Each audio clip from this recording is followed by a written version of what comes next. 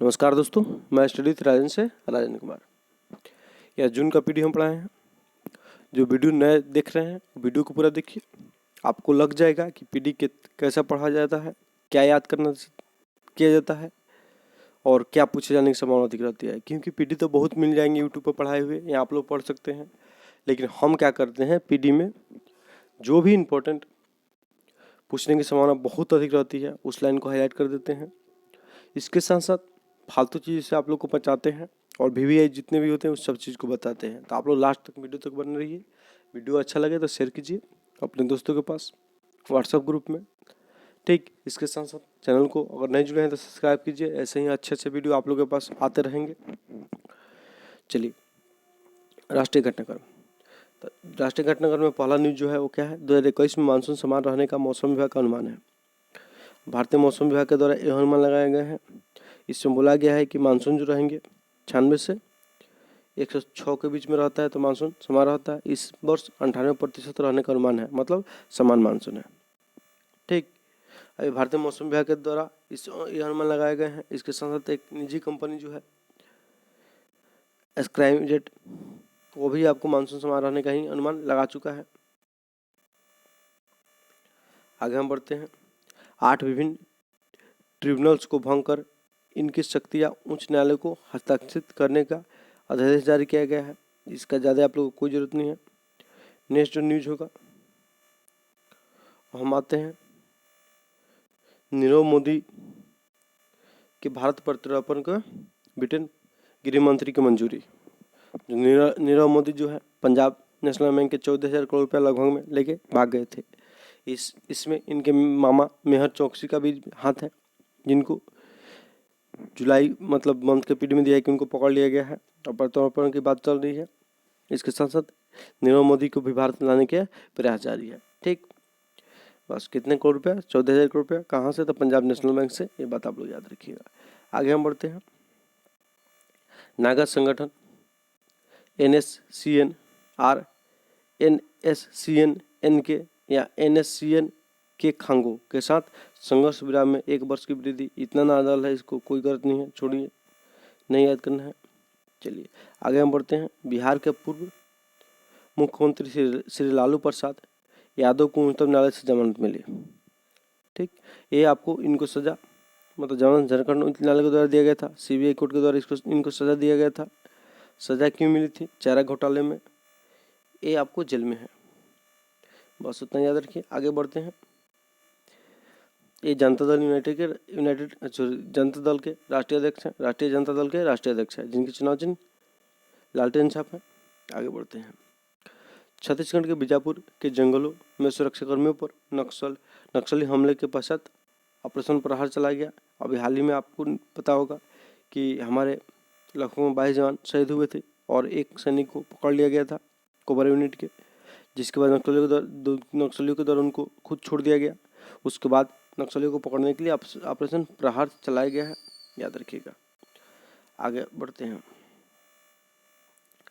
BCCI द्वारा सत्र 2020-21 के लिए 28 पुरुष क्रिकेटर को अनुबंधित, इस वर्ष महिला खिलाड़ियों को अनुबंधित अभी तक नहीं किया गया है। अब इसमें आप क्या याद रखिएगा, तो इसमें आपको याद क्या करना है, कितने खिलाड़ी, 28 खिलाड़ी हैं। और A+ श्रेणी में के जो क्रिकेटर हैं उनका नाम याद रखिएगा, जिसके तहत 7 करोड़ रुपये की राशि दी जाती है। तो A+ में जो है आपको विराट कोहली, रोहित शर्मा, जसप्रीत बुमराह, तीनों आदमी के नाम आप लोग को याद रखना होगा। A+ वाले क्रिकेटर का A+ जो होते हैं उनको 5-7 लाख, A होते हैं उनको 5 लाख, उसके नीचे राशि दी जाती है। तो A+ को 7 लाख रुपये मिलता है, ये भी याद रखिएगा। 3 खिलाड़ी जसप्रीत बुमराह, रोहित शर्मा, विराट कोहली A+ श्रेणी में है। ठीक, बाकी लोग का नाम आप लोग को याद ज़्यादा जरूरत रखना नहीं है, उतना पागल नहीं है आदमी की सब याद नाम रखिएगा। हल्के लड़ाकू विमान जो है, क्या नाम है इसका, तेजस जो है द्वारा beyond visual range missile Python 5 का परीक्षण किया गया। मतलब दिखेगा नहीं है missile, beyond visual range missile है पाइथन, इसका परीक्षण किया गया। तो पाइथन कहाँ से कहाँ मार करता है, तो हवा से हवा मार करता है पाइथन। कहाँ मार करता है पाइथन? हवा से हवा। अग्नि धरती से धरती, पृथ्वी धरती से धरती। ठीक, धनुष पृथ्वी का ही संस्करण है, धरती से धरती। उसके साथ साथ आकाश, धरती से आकाश, ठीक। और आपको त्रिशूल जो है, एक और मिसाइल है त्रिशूल, वो कहाँ से कहाँ मार करता है आप लोगों को बताया है, बताइए, ठीक। इसके साथ साथ पाइथन जो होता है आपको आकाश से आकाश मार करता है, ठीक। और नाग जो मिसाइल है वो आपको टैंक रोधी मिसाइल है, टैंक को मार करता है। नाग को ढोने वाले नाग मिसाइल है, उसको ढो के ले जाने वाले ट्रक को नागामिका कहते हैं, ठीक। ये सब आप लोग को बताया है। 5 मिसाइल एकीकृत मिसाइल विकास कार्यक्रम के तहत 1983 के तहत 5 मिसाइल पृथ्वी, अग्नि, आकाश, नाग और धनुष का विकास किया जा रहा है, ठीक है। कौन कौन?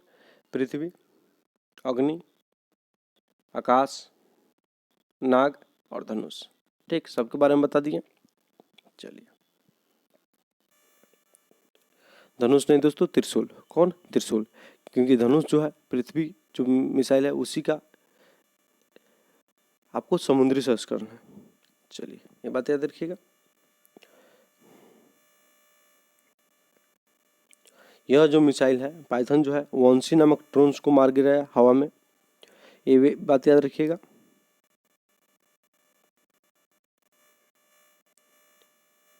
इतना हो गया, आगे हम बढ़ते हैं। कोविड-19 महामारी की दूसरी लहर का कहर, चिकित्सा आधुनिक संरचना की भारी कमी।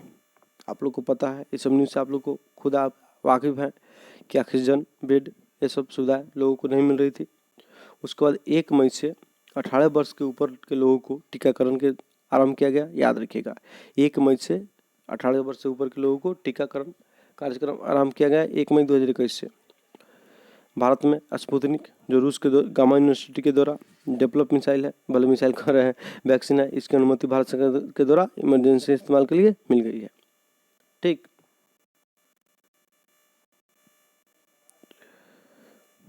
अभी तक 2 वैक्सीन, मतलब तीसरा आपको स्पुतनिक है, तो 2 कौन कौन है? कोवैक्सीन और कोविशील्ड।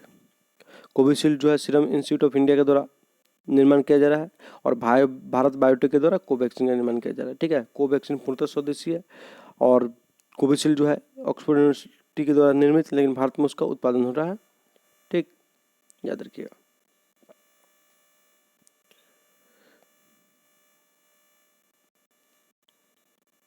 और कुछ मिसाइल है, जैसे मॉडर्ना जो है फाइजर मिसाइल का है, इंजेक्शन थी, कोविड-19 का इंजेक्शन है।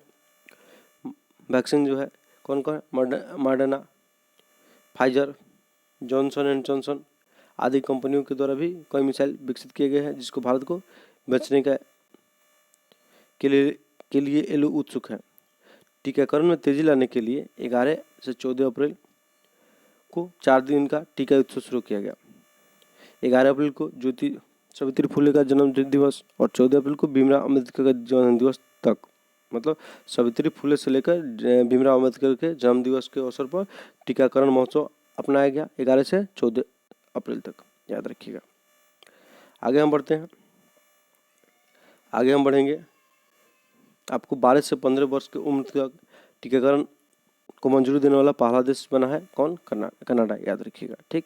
पश्चिम बंगाल में तृणमूल, असम में भाजपा और केरल में एलडीएफ का सत्ता पर कब्जा बरकरार। तमिलनाडु और पांडिचेरी में नई सरकार आई। ये 5 राज्य में चुनाव हुए थे, 4 राज्य और 1 केंद्र शासित प्रदेश है, ठीक, याद रखिएगा। सब में सीट कितनी है ये बात याद रखिएगा। तो आते हैं बारी बारी से सबको देखते हैं। 5 विधानसभा के लिए मतगणना जो है एक ही दिन को 2 मई को हुआ था, ये बात आप लोग याद रखिएगा, ठीक। इसके बाद हम आगे बढ़ते हैं। सबसे पहले पश्चिम बंगाल में कितने सीटें हैं? 294 सीटें हैं। 292 पे चुनाव हुए हैं, बाद में 2 पर चुनाव होगा, तो 294 सीटें हैं अभी, याद रखिएगा, ठीक। आगे हम बढ़ते हैं, आगे हम बढ़ेंगे तो यहाँ पे जो न्यूज होगा टीएमसीए के मतलब क्या हुआ,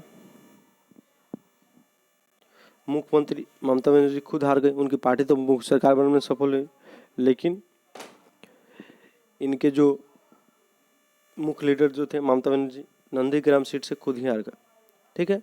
कहाँ से चुनाव लड़े थे मुख्यमंत्री ममता बनर्जी? तो नंदीग्राम से, ठीक। वहाँ से 1956 वोट से पराजित हुए। चलिए, इसके साथ साथ कुछ ऐसी पार्टियां भी है जिनको पंजाब में एक भी सीट नहीं मिला है। जैसे आपको संयुक्त मोर्चे में कांग्रेस, माकपा, भाकपा, आरसीपी, फॉरवर्ड ब्लॉक, इन सभी को एक भी सीटें प्राप्त नहीं हुआ। इसके साथ साथ जनता दल यूनाइटेड भी है, उनको भी एक भी सीट नहीं मिला। भाजपा को भी एक भी सीट नहीं मिला। चलिए, तो कुल 214 सीटें हैं, जिसमें से 294 है, 92 चुनाव हुआ था, जिसमें से तृणमूल कांग्रेस 214 पर विजयी रहे। अन्य भी पार्टी है 213 पर, ये तृणमूल कांग्रेस, जिनका चुनाव चिन्ह घास है, छोटा सा दूब टाइप का घास होता है, ये है, ठीक। और एक सीट आपको गोरखा जनमुक्ति मोर्चा को मिला था। आगे हम बढ़ते हैं, भाजपा को इसमें कुल 77 सीटें मिले।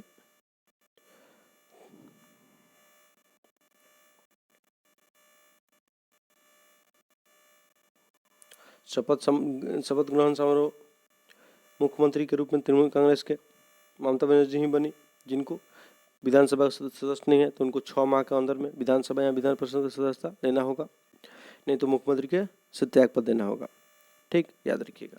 इसके साथ साथ वहाँ के राज्यपाल जो है जगदीप धनखड़ है, ये भी बात याद रखिएगा। आगे हम आते हैं केरल में। केरल कितने सदस्य क्षेत्र है, 140 सदस्य है। वहाँ पे एलडीएफ की पार्टी विजयी रही, लेफ्ट डेमोक्रेटिक फ्रंट, जिसमें कम्युनिस्ट पार्टी से संबंधित सभी पार्टियां सम्मिलित थी। बाकी सब मुख्यमंत्री वहीं जो पहले से हैं, पिनराई विजयन वहीं मुख्यमंत्री बने हैं, ठीक। लेकिन अभी कोविड-19 के कारण वहाँ पे शपथ ग्रहण समारोह आयोजित नहीं हो सके हैं। असम में कुल सीटों की संख्या कितनी है, 126 है, ठीक। असम में भाजपा के द्वारा वापसी की गई,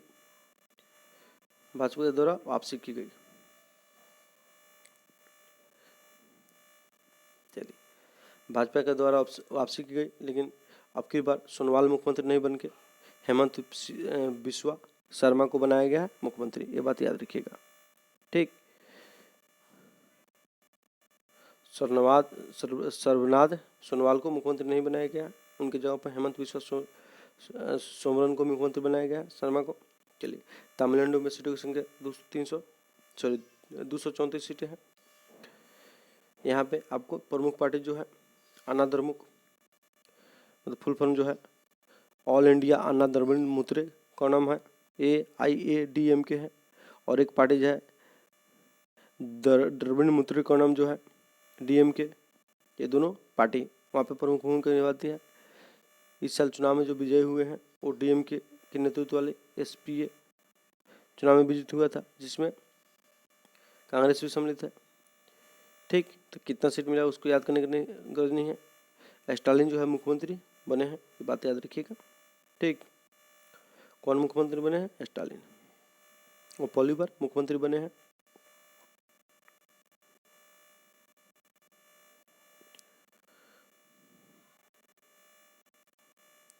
ये M करुणानिधि के बेटे हैं, ठीक, स्टालिन, जो कई बार मुख्यमंत्री रह चुके हैं पांडिचेरी के तमिलनाडु के।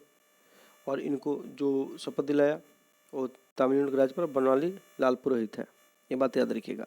आगे हम बढ़ते हैं पांडिचेरी जो है केंद्र शासित प्रदेश है, जो 3 राज्यों में आंध्र प्रदेश, तमिलनाडु और केरल में फैला हुआ है, ठीक, ये बात याद रखिएगा। तो वहाँ पे चुनाव संपन्न हुआ, यहाँ पे कुल 30 सीटें हैं, ठीक है। चुनाव संपन्न के बाद मुख्यमंत्री कौन बना है, भाजपा समर्थित पार्टी जो है वो सरकार बनाई, ठीक, जिनको 16 सीटें प्राप्त हुआ। यहाँ पे N रंगास्वामी मुख्यमंत्री रहेंगे, ठीक है, N रंगास्वामी याद रखिएगा।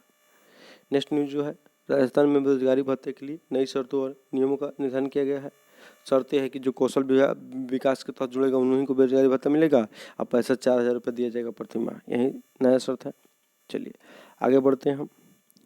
अफगानिस्तान से सभी अमेरिकी सैनिकों को 11 सितंबर 2021 तक, डेट याद रखिए, 11 सितंबर 2021 तक वापसी के लिए बोले हैं कौन, नई राष्ट्रपति जो बने हैं जो बाइडेन।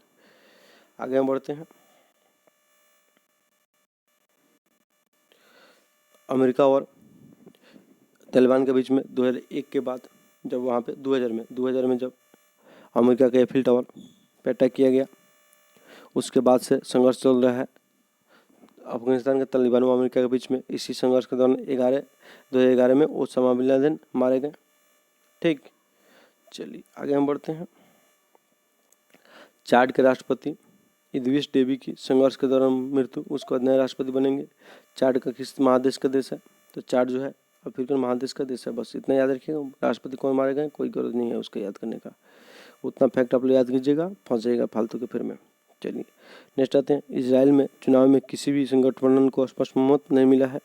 अब बहुमत जुटाने का, नई सरकार बनाने का अवसर वर्तमान मुख्यमंत्री उस समय जो थे वो कौन थे? मतलब राष्ट्रपति प्रधानमंत्री नेतन्याहू को मिला है। अब वहाँ पे प्रधानमंत्री बदल गए हैं इस दौरान। बेंजामिन नेतन्याहू जो है लिकुड पार्टी से संबंधित है, याद रखिएगा। आगे बढ़ते हैं हम। इजराइल के राष्ट्रपति कौन है? तो रेउवेन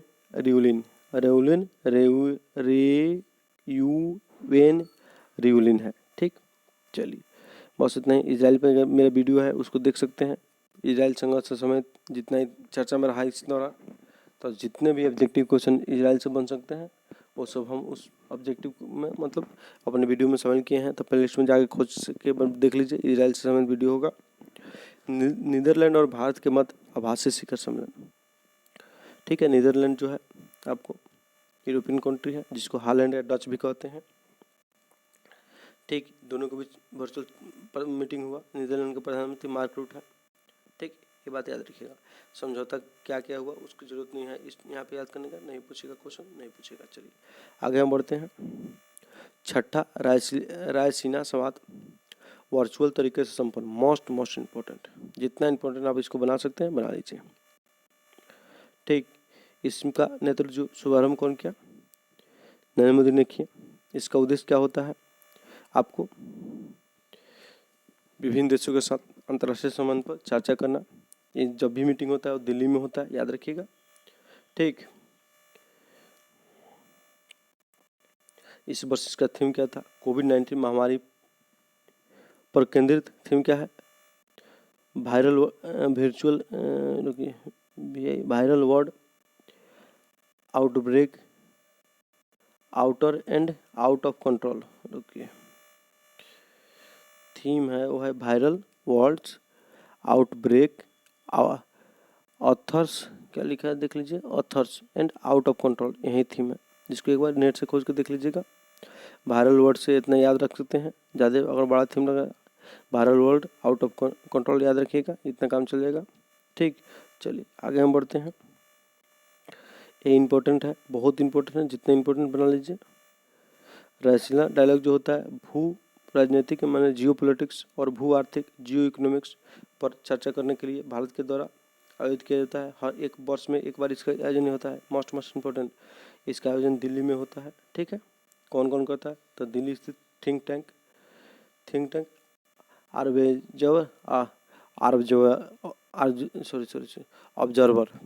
ऑब्जर्वर रिसर्च फाउंडेशन, ठीक, द्वारा इसका आयोजन किया जाता है।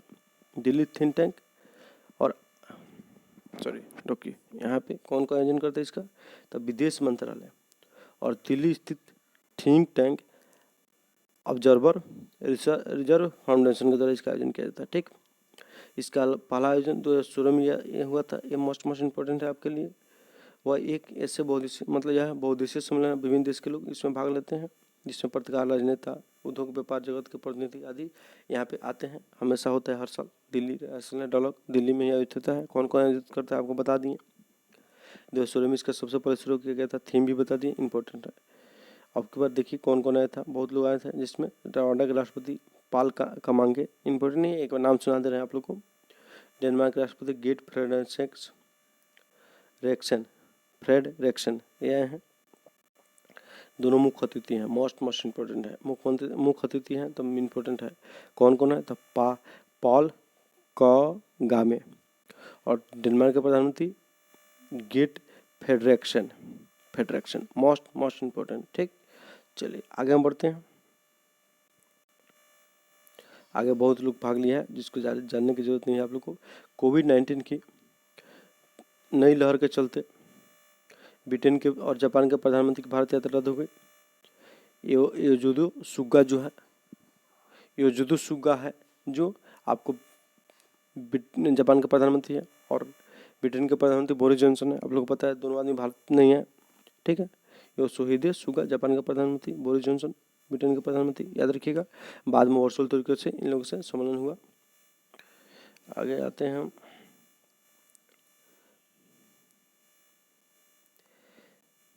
जैसे आप लोग को पता है कि अमेरिका के साथ 2+2 वार्ता होता है, वैसा ही 2+2 वार्ता जापान के साथ भी होता है, ये बात याद रखिएगा। मंगल ग्रह पर इंजेविटी रोबोटिक हेलीकॉप्टर की पहली उड़ान जुलाई के पीडी कवर किए हैं, तो उसमें बता भी किए हैं। ये मोस्ट इम्पोर्टेंट है। नाम क्या है? एंजेविटिक हेलीकॉप्टर अमेरिका का है, जो परसिवरेंस मिशन के तहत अमेरिका पर गया है। मिशन आप लोग को हाल ही में मंगल ग्रह पर अमेरिका के द्वारा परसिवरेंस मिशन भेजा गया है, जिसके साथ आपको यूनिटी एंजेविटी हेलीकॉप्टर भी भेजा गया था, जो उड़ान भरा है वहाँ पे। यह उड़ान आपको राइट बंधु के द्वारा की जाने वाली उड़ान से इसकी कंपेयर की गई है। जैसे धरती पर उनकी पहली उड़ान थी, वैसे ही। चलिए आगे हम बढ़ते हैं। अमेरिकी जनगणना के पहले राष्ट्रव्यापी आंकड़े जारी हो गए। 10 वर्ष पर अमेरिका में जनगणना होता है, ठीक है। अभी वहाँ की जनसंख्या जो है आपको 33 करोड़ है, ठीक, याद रखिएगा। 33.14 करोड़ है। तीसरा स्थान रखता है चीन। भारत के बाद अमेरिका का स्थान जनसंख्या में सर्वाधिक जनसंख्या में है। जनसंख्या के साथ 33.14 करोड़ जनसंख्या के साथ चीन और म्यांमार के पश्चात अमेरिका विश्व के तीसरे बड़ी जनसंख्या वाला देश है, ये बात याद रखिएगा, ठीक। आगे हम बढ़ते हैं। जनगणना के आधार पर ही वहाँ पे प्रतिनिधि लोकसभा में जो प्रतिनिधि सभा होती है, वहाँ पे सीटों की संख्या निर्धारित की जाती है। अब सीट वहाँ पे भी चेंज हो जाएंगे। जनसंख्या जिस राज्य में ज़्यादा होगा वहाँ पे सीट बढ़ा दी जाएगी। पुलिस की शक्तियों में वृद्धि के लिए ब्रिटेन में लाए गए विधेयक के विरोध में किल द बिल अभियान लोगों के द्वारा आंदोलन चलाया गया। तो किल द बिल आंदोलन कहाँ चला? तो ब्रिटेन में चला, ये बात याद रखिएगा। बाकी सब यहाँ पे जरूरत नहीं है।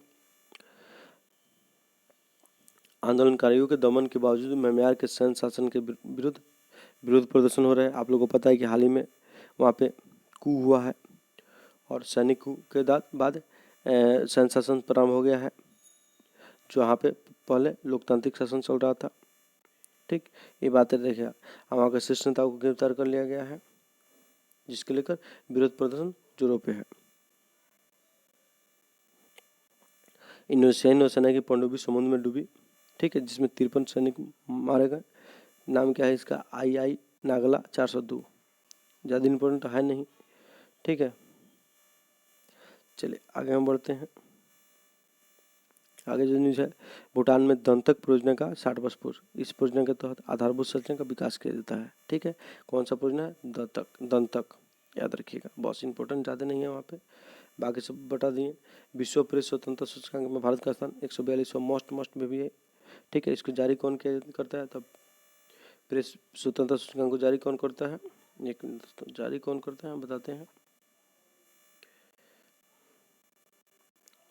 रिपोर्ट विदाउट बॉर्डर के द्वारा इसको जारी किया जाता है, जिसको रिपोर्टर्स सैंस फ्रंटियर के नाम से RSF के द्वारा के नाम से भी जाना जाता है, जो फ्रांसीसी भाषा का शब्द है, ठीक है। यह एक गैर सरकारी और गैर लाभकारी संगठन है। क्या नाम है संगठन का? रिपोर्टर्स सैंस फ्रंटियर्स, जिसको हम रिपोर्ट्स विदाउट बॉर्डर अंग्रेजी में कह सकते हैं। वो फ्रांसीसी शब्द था। इसके द्वारा आपको विश्व प्रेस स्वतंत्रता सूचकांक जारी किया जाता है, जिसमें भारत का स्थान कितना है? 142वां स्थान है, ठीक। ये बात याद रखिएगा आप लोग। चलिए आगे जो न्यूज होगा हम बताते हैं। 1 मिनट के न्यूज होगा। हाँ, प्रथम स्थान इस रिपोर्ट के तहत नॉर्वे को मिला है, ठीक है। भारत 142वें में है। और सबसे अंतिम जो है वो कौन है? इरिट्रिया है। इरिट्रिया अफ्रीकन कंट्री है, ठीक। ये बात याद रखिएगा। चलिए यहाँ पे आते हैं। इसके पहले भी 2020 में जो रिपोर्ट जारी किया गया था, उसमें भी भारत का 142वां स्थान था। इसमें भी 142वां स्थान है, ठीक। चलिए यहाँ पे जो देखने वाला बात होगा, ठीक। यहाँ पे श्रीलंका भारत से ऊपर है, पाकिस्तान भारत से नीचे है, याद रखिएगा। चीन जो है देखिए नीचे से टॉप किया है, 177वां रैंक चीन को मिला है, याद रखिएगा। चलिए तो इस प्रकार से हम देखते हैं कि जो राष्ट्रीय अंतर्राष्ट्रीय जून का पीडीएफ यहीं पे रोकते हैं। वीडियो लंबा हो जाता है तो वीडियो को अपलोड करने में दोस्तों दिक्कत होता है, इसके लिए माफ़ी चाहेंगे, ठीक है। वीडियो को हम 2 या 3 पार्ट में प्रोवाइड कर देंगे जून का पीडीएफ, ठीक है दोस्तों। नमस्कार।